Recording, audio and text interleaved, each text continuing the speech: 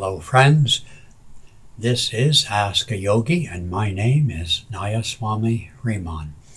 I have an inquiry from someone here in the UK. Her name is Carol, and she talks about she was in a group meditation, and she had this experience inwardly. She saw trees full of light green leaves with a white light all around.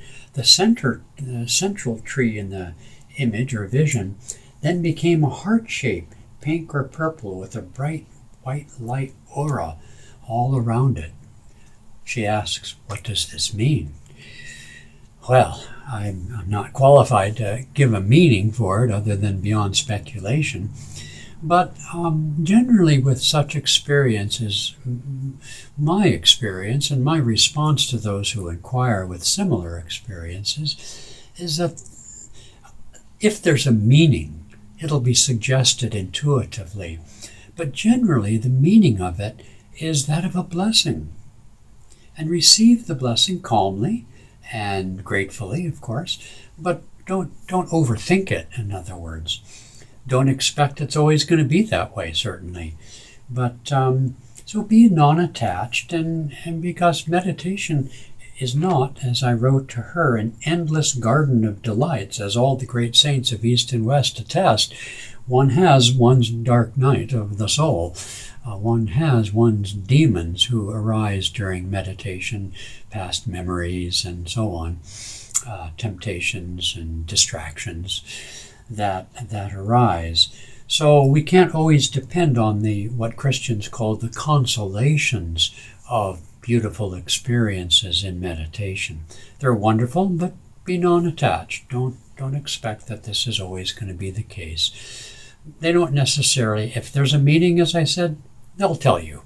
But it's rare to, it's just simply, well, the other thing I say is that it does indicate that you're having an increasing ability to perceive on a finer level of consciousness. It's the astral level of consciousness. The astral world is always here, but we can't see it with these limited five senses. But the astral senses of five senses, which are the progenitor of the physical five senses, they're there. They're just asleep when we're incarnate because we're so focused on the lower rates of vibration that these physical five senses can perceive. But the astral five senses are far more refined.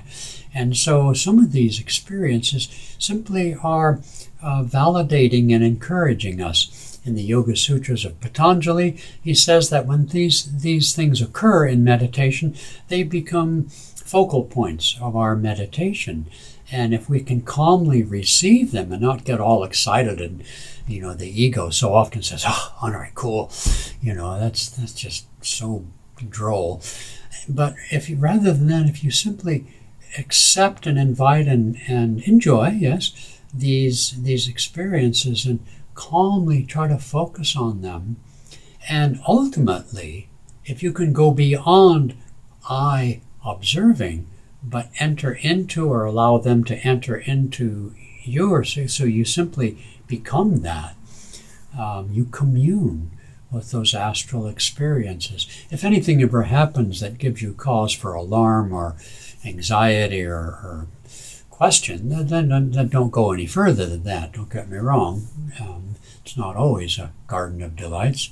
But in any case, in those special experiences, drink them in or offer yourself to them, and then maybe a message of some sort, maybe later after the meditation, or just during the day, suddenly you realize the significance of that experience. So be grateful and carry on your journey. Be non-attached. Okay.